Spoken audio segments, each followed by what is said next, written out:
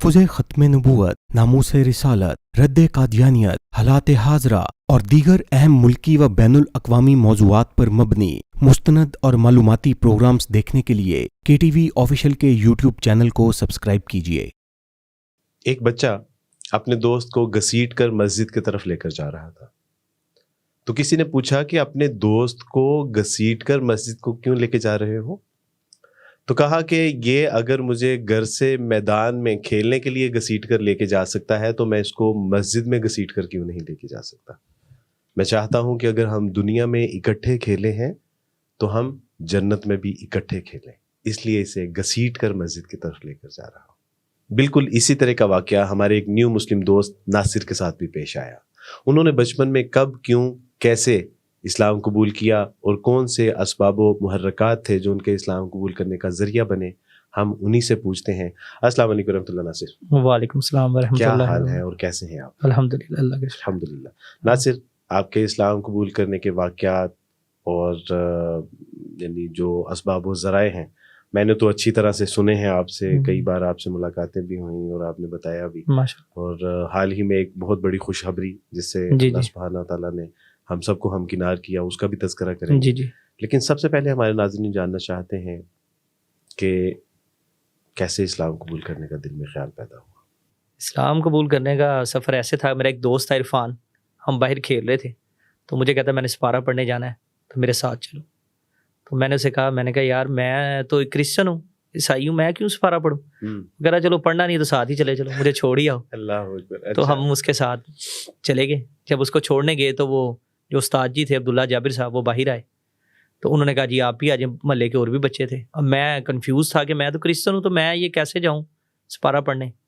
मैं चला गया, मैं अंदर गया तो उन्होंने कहा जी नमाज़ पढ़े। अब नमाज़ मुझे पढ़नी आती नहीं थी क्योंकि मैं क्रिश्चियन था, फैमिली मेरी 3 पीढ़ियों से क्रिश्चियन चल रही थी। अल्लाह अकबर। और मैंने नमाज देखो देखी वहाँ पे पढ़नी शुरू कर दी, जैसे वो पढ़े थे वैसे रुकू और सुजूद करना शुरू कर दिया। नमाज पढ़ी, इस्लाम फेरा, उन्होंने हमें नूरानी कायदा पकड़ा दिया। पहली दफ़ा नूरानी कायदे को देखा, उसको खोला, उन्होंने हमें कहा पढ़ें। अब्दुल्ला साहब जो हमारे उस्ताद थे, मैंने कहा मैंने तो कभी पढ़ा नहीं है। उन्होंने कहा ये कोई बात नहीं, इधर ऐसे ही है, ये सभी ऐसे ही हैं, इन्होंने भी नहीं पढ़ा, ये भी पहली दफ़ा ही पढ़े। तो वो उन्होंने यही समझा कि जिस तरह के आजकल के मुसलमान हैं, ना कुरान ना नमाज ना रोज़ा, कुछ नहीं आता, ये भी वैसा ही है। उन्होंने पढ़ाना शुरू किया हमें, मैंने पढ़ा, मुझे अच्छा लगा। उसका पहले अल्फाज ही अच्छे लगे, पहला अल्फाज मेरे दिल में उतर गया उसका, कि मुझे इतना ईजी लगा, इतना आसान लगा, इतना मज़ेदार लगा। बा। वो मुझे बड़ा अच्छा लगा। मैंने कहा ये तो अरबी बड़ी आसान है, जोड़ तोड़ करना इसका। अरबी में मैं पहले ही स्कूल में बड़ा वीक था, मुझे आती नहीं थी अरबी, बिल्कुल पढ़नी भी नहीं आती थी, लिखना तो बड़ी दूर की बात है। तो उन्होंने हमारे लिए स्पेशल खाना शाना भेजा, फ्रूट्स वगैरह भेजे कि बच्चे आए हैं, इकराम किया कि बच्चे पढ़ने हैं, इनको दिल में मोहब्बत पैदा हो, जुस्तजू पैदा हो। ये उनका एक अपना स्टाइल था और मोहल्ले में उनका एक नाम था, वकार था उनका, कि ये लोग बड़े अच्छे हैं। वो वाहिद घर था जिनके घर टीवी नहीं था, पूरे मोहल्ले में फेमस थे और दीन की दावत देते थे। घर में उनका बिजनेस था ग्राफिक डिज़ाइनिंग का। क्या बात है। तो जब उन्होंने मुझे पढ़ाना शुरू किया तो उनके बड़े भाई को पता चला, हाफिज़ फैसल साहब थे, अल्लाह ताला उनके लिए आसानियाँ पैदा करे, उनके रिज़्क़ में इजाफा करे। उनको जब पता चला कि ये इस तरह ये बच्चा मोहल्ले में रहता है और क्रिश्चियन है पूरे मोहल्ले में, क्योंकि फेमस घर था हमारा, पूरे मोहल्ले में सारी मुस्लिम कम्युनिटी थी, वाहिद एक घर था हमारा क्रिश्चियनों का। हम 1974 से वहाँ पे रह रहे हैं सांदे में। तो उनको पता चला तो वो थोड़े से कंफ्यूज हो गए कि यार ये बच्चा आ रहे हो तो आपके घर वाले एतराज़ नहीं करेंगे। तो मैंने कहा नहीं, मैं तो अभी बताया ही नहीं घर वालों को, मैं तो बस बाहर खेलते खेलते आके पढ़ने लग जाता हूँ। वो अल्लाह ताला ने मेरे दिल के अंदर मोहब्बत पैदा कर दी। आहिस्ता आहिस्ता 2-3 घर वालों ने देखा कि भाई ये बच्चा इधर पढ़ने जाता है, तो मेरी अम्मी को किसी ने शिकायत लगा दी। आपने इस्लाम नहीं कबूल किया? अभी इस्लाम नहीं कबूल किया। मेरी अम्मी को किसी ने शिकायत लगा दी कि ये आपका बच्चा तो वो फलां के घर जाता है, उधर जाके सिपारा पढ़ता है, ये तो क्रिश्चियन है। अल्लाह अकबर। वो पूरे मोहल्ले में शोर मच गया। उन्होंने कहा जी आप फिर, मेरी अम्मी देखने आई कि क्या करते हो। मैंने कहा अम्मी जी अरबी नहीं मैंने पढ़नी आती, तो अरबी में पढ़े। मेरी अम्मी कहती दहा अरबी, मैंने कायदा देखा अम्मी ने, अम्मी मेरी थोड़ा बहुत पढ़ लेती उर्दू। उन्होंने देखा तो देख के मुझे कहती कोई गल नहीं। अम्मी ऊपर चली गई, उन्होंने खातर तो मेरी अरबी पढ़दा पे ना, खैर है। तो कुछ अरसा गुजरा तो पूरे मोहल्ले में शोर मच गया कि साइयां दा मुंडा मुसलमान हो गया। अच्छा। क्रिश्चना दा मुंडा, ईसाई मसहब दा मुंडा, खानदानी ईसाई, 3 पीढ़ियां तो चलते हैं, इस मुसलमान हो गया। शोर मच गया पूरे मोहल्ले में, मुबारकें देने लग गए, लोगों में शोर मच गया لیکن ابھی آپ نے ابھی اسلام قبول نہیں کیا. اچھا ابھی اسلام قبول نہیں کیا, ابھی سپارہ پڑھا ہوا, محض افواہیں چل رہی. حافظ فیصل صاحب میرے جو استاد تھے, جو ان کے سب سے بڑے بھائی تھے, جو سب سے زیادہ دین کی تعلیم سمجھتے تھے اس وقت میں, تو انہوں نے مجھے کہا کہ آپ کلمہ کیوں نہیں پڑھ لیتے تھے. میں کہا جی پڑھائیں کلمہ. مشہور تو ہو ہی گئے. میں نے کہا جی پڑھائیں کلمہ. انہوں نے کہا جاؤ وضو کر کے آؤ. وضو کر کے انہوں نے مجھے کلمہ پڑھایا, کلمے کا مطلب بتایا. انہوں نے کہا اشہد ان لا الہ الا اللہ وحدہ لا شریک لہ واشہد ان محمدا عبدہ ورسولہ. اس کا مطلب بتایا. ہاں جی, میں اسلام میں آ گیا.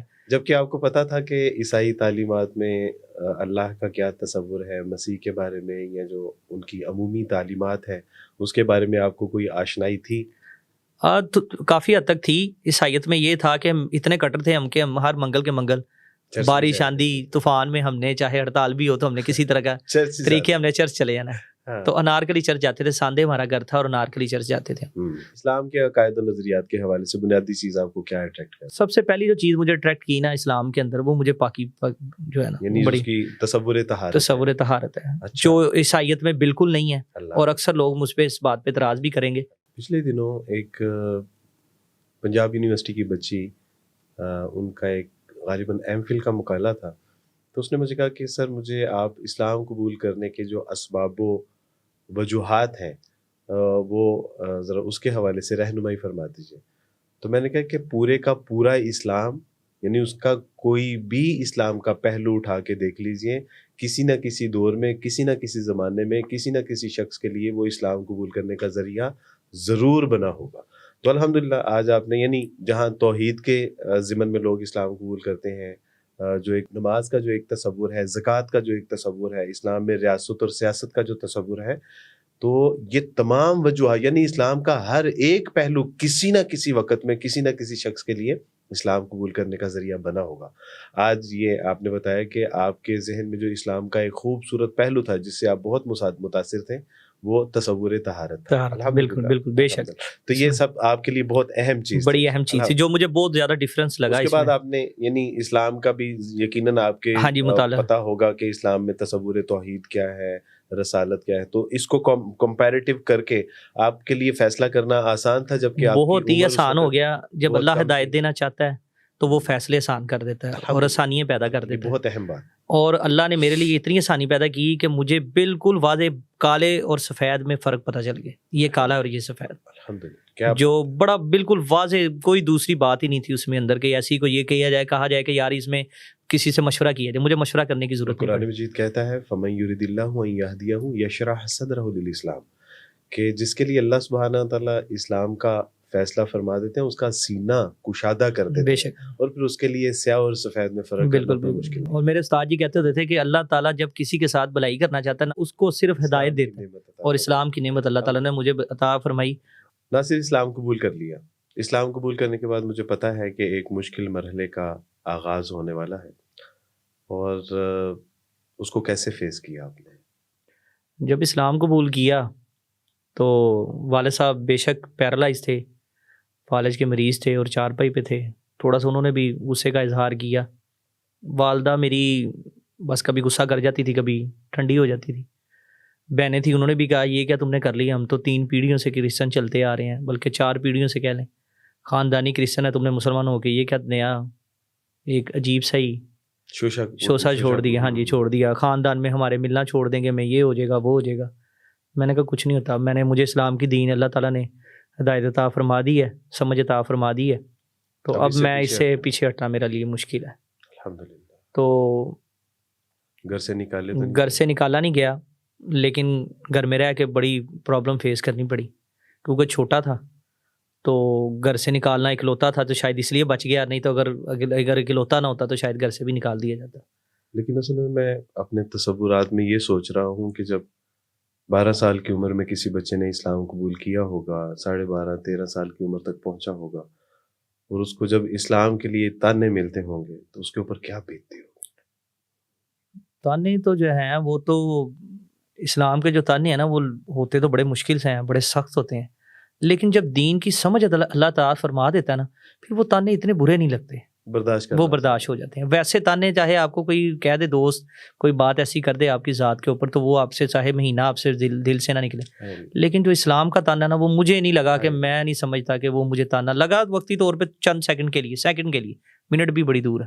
تو بعد میں جب, لیکن اللہ نے ہدایت دے دی ہوئی تھی, اللہ نے شعور دے دیا تھا چھوٹی عمر میں اسلام قبول کرنے سے, تو اللہ نے مجھے یہ بڑی طاقت عطا فرمائی کہ میں اتنے تانے سننے کے باوجود, اتنی باتیں سننے کے باوجود لوگوں کی, بلکہ بعض لوگوں نے تو کئی عجیب باتیں بھی کی جو میں نہیں بتا سکتا اسلام قبول کرنے پہ, لیکن مجھے اس پر کوئی اثر ہوا نہیں. اگر اثر ہوا ہوتا تو آج میں دار اسلام سے باہر ہوتا. میں اگر آپ کی اس کیفیت کو ایک شعر میں عرض کرنا چاہوں تو وہ یہ ہے کہ للہ سن گالیاں لگتی ہیں اب شہنائیاں, تم کیا جانو راہ حق میں لذت رسوائیاں. تو یقیناً آپ نے بڑی خوبصورت بات کی کہ جب اللہ سبحانہ و تعالیٰ کے دین کا فہم ہوتا ہے, اللہ اور اس کے رسول صلی اللہ علیہ وسلم سے محبت ہوتی ہے, تو پھر یہ تانے نہیں, پھر تو یہ اجر و ثواب کی ایک جو ہے نا, وہ ایسے لگتا ہے کہ جیسے اجر و ثواب کی بارش ہو. اصل میں جب انسان اسلام پہ ڈٹ جاتا ہے نا, اور اس کو ہدایت اللہ دے دیتا ہے, اور وہ سمجھ جاتا ہے کہ یہی راستہ ٹھیک ہے, تو دنیا چاہے جو مرضی کرے اس کو میٹر نہیں کرتی. میں نے یہ چیز نوٹ کی ہے.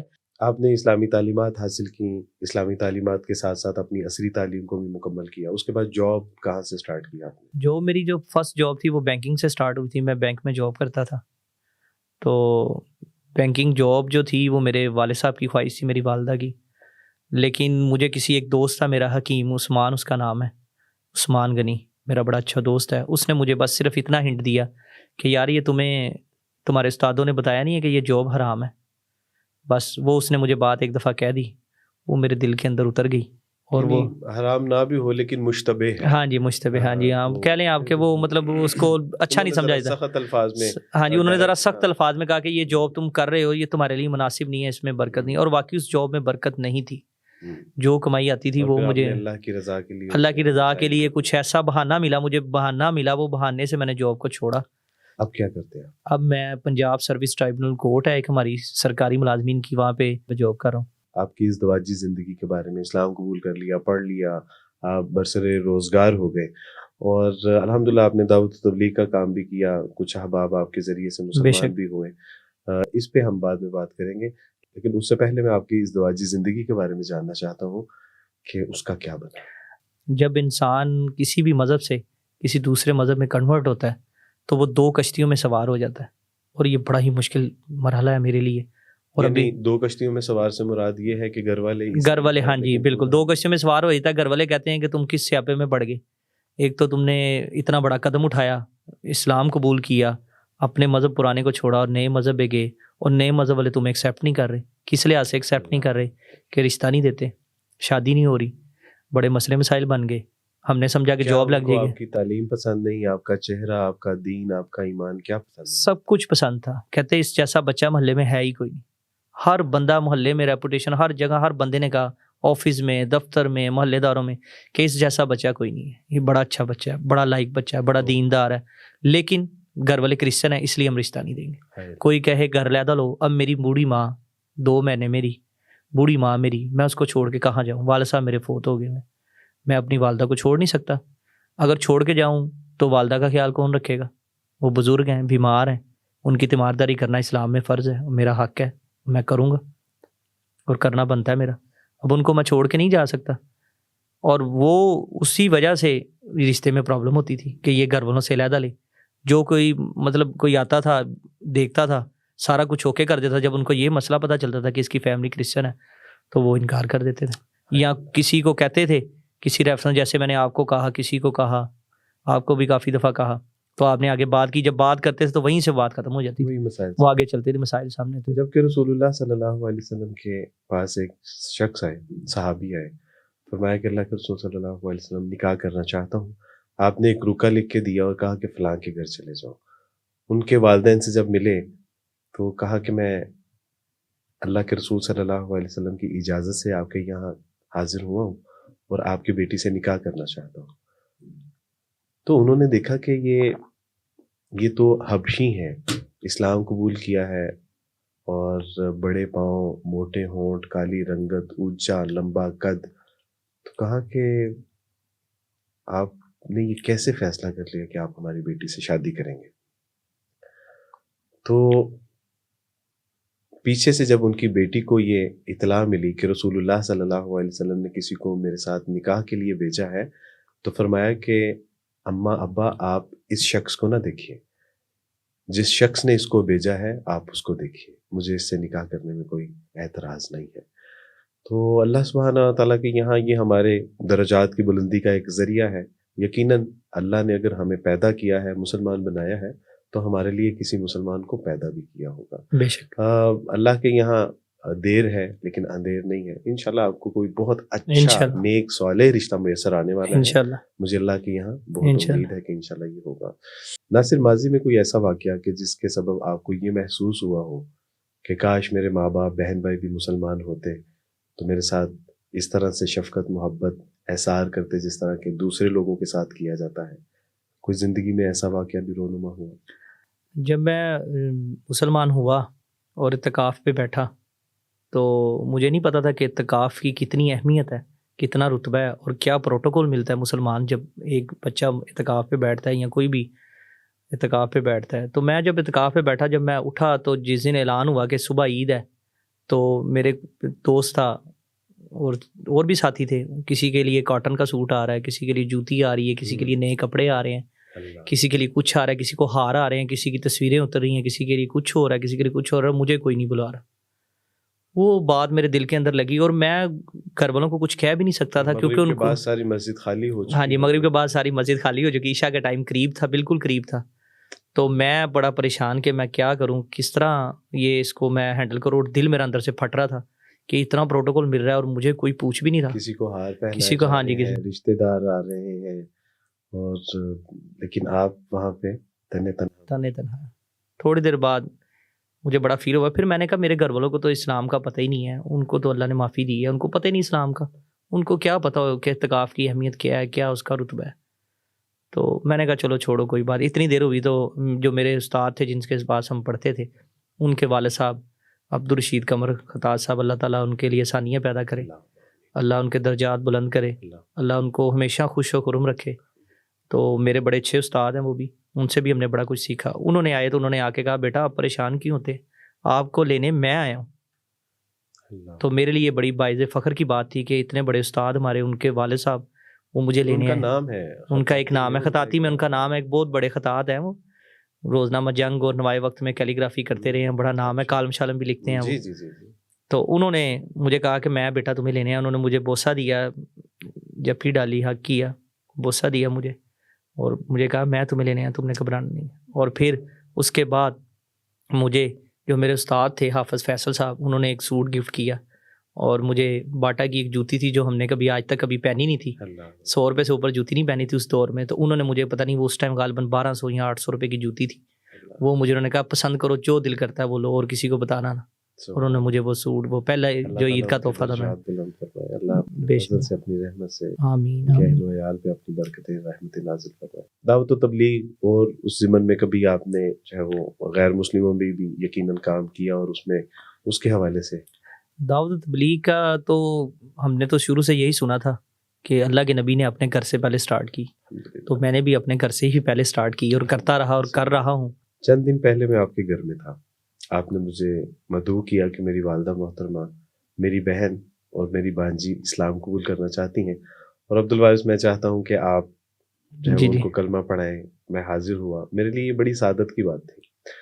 ایک طرف آپ کی زندگی کا معاملہ جب دیکھتا ہوں کہ 12 سال کی عمر میں اللہ سبحانہ تعالیٰ نے اتنی چھوٹی عمر میں سینے کو اسلام سے منور کر دیا، اور دوسری طرف جب میں آپ کی والدہ محترمہ کا دیکھتا ہوں کہ 75 ایئر کی ایج میں، ماشاءاللہ ابھی ہماری پوسٹ چل بھی رہی ہے یہ کہ 75 ایئر کی ایج میں اللہ سبحانہ و تعالیٰ نے ان کے سینے کو اسلام سے منور کر دیا، اللہ نے ان کے سارے گناہوں کو، ساری غلطی کوتاہیوں کو، لغزشوں سے نہ صرف معاف کر دیا بلکہ نیکیوں میں تبدیل کر دیا۔ الحمدللہ۔ یہ واقعہ کیسے ہوا؟ یہ واقعہ ایسے ہوا کہ میری والدہ رمضان سے پہلے گر گئی تھی، اور ان کے کچھ مورے سلپ ہو گئے، کچھ ایک موڑا ان کا ٹوٹ گیا، تو ان کا نیچے والا حصہ پیرالائز ہو گیا۔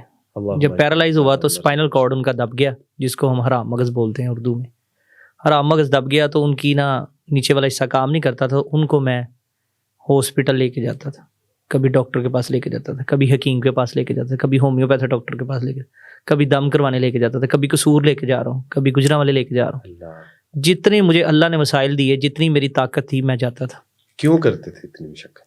اس لیے کرتا تھا کہ اسلام میں اللہ کے نبی نے حکم کیا کہ اپنے والدین کی خدمت کرنا. جس نے دونوں میں سے کسی ایک کو پا لیا ہائے اللہ، اس نے جنت کو پا لی، اللہ، اور جس نے ان کو پایا اور خدمت نہ کی اس نے اپنی بس اس کے دنیا لیے تباہی اور بربادی ہے. ہوں. تو وہ بات میری والدہ کی نا میرے دل میں تھی، اور والدہ سے ویسے ہی محبت بڑی زیادہ ہوتی ہے.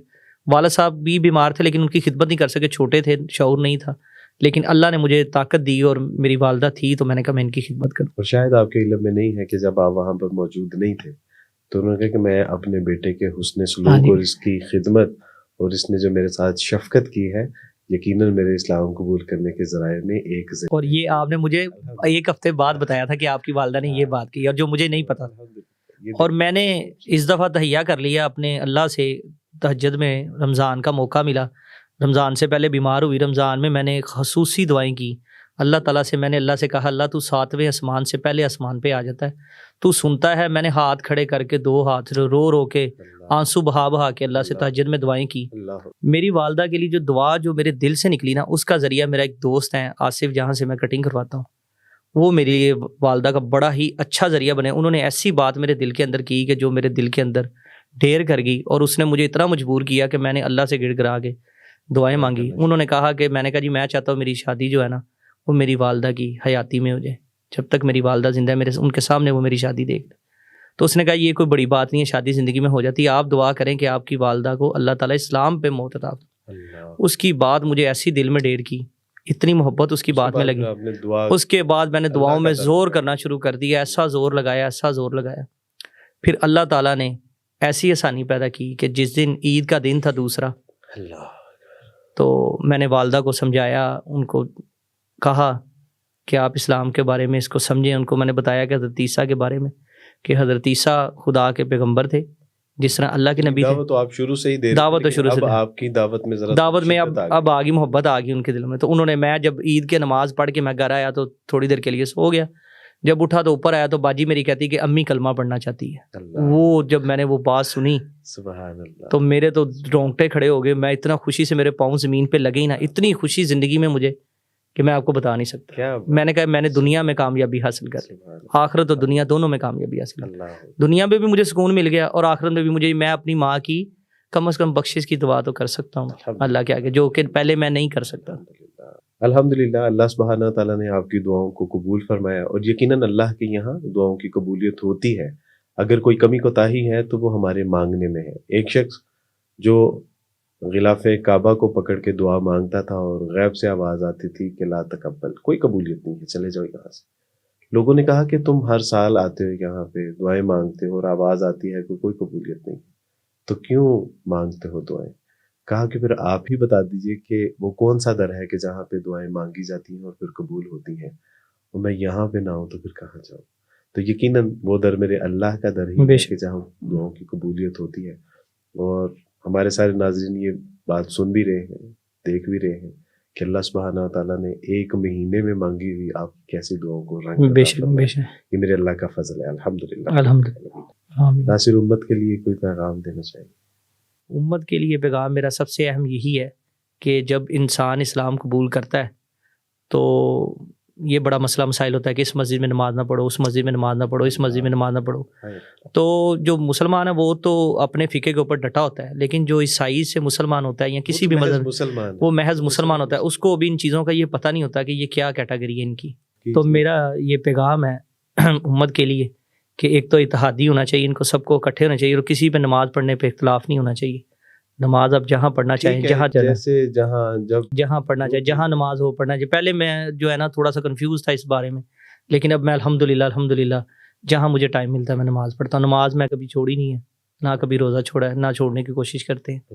ناصر جزاکم اللہ حسن. اللہ سبحانہ تعالیٰ آپ کا اسلام لانا، ایمان لانا، آپ کے اہل و عیال کا ایمان میں داخل ہونا اللہ سبحانہ تعالیٰ قبول و منظور فرمائے، اور آپ کو لاکھوں لوگوں کے قبول اسلام کا ذریعہ بنا دے. آمین. آمین. ناظرین، میں ناصر کے پیغام پہ لبیک کہتے ہوئے یہ عرض کرنا چاہتا ہوں کہ اللہ سبحانہ تعالیٰ مجھے، آپ کو، ہم سب کو ایک اچھا، سچا، پکا مسلمان بننے کی توفیق عطا فرمائے، اور اللہ سبحانہ تعالیٰ ہمیں اس فرقہ واریت کے فساد سے محفوظ رکھیں، ایسا محفوظ رکھیں کہ جس طرح اللہ سبحانہ تعالیٰ کو مطلوب ہے، محبوب ہے اور مقصود ہے۔ اقبال رحم اللہ کے ان اشعار کے ساتھ میں اجازت چاہوں گا کہ فرقہ بندی ہے کہیں اور کہیں ذاتیں ہیں، کیا زمانے میں پنپنے کی یہی باتیں ہیں، یوں تو مرزا بھی ہو، سید بھی ہو، افغان بھی ہو، تم سبھی کچھ ہو، بتاؤ تو مسلمان بھی ہو۔ عبدالوارث کو اجازت دیجیے۔ السلام علیکم ورحمۃ اللہ وبرکاتہ۔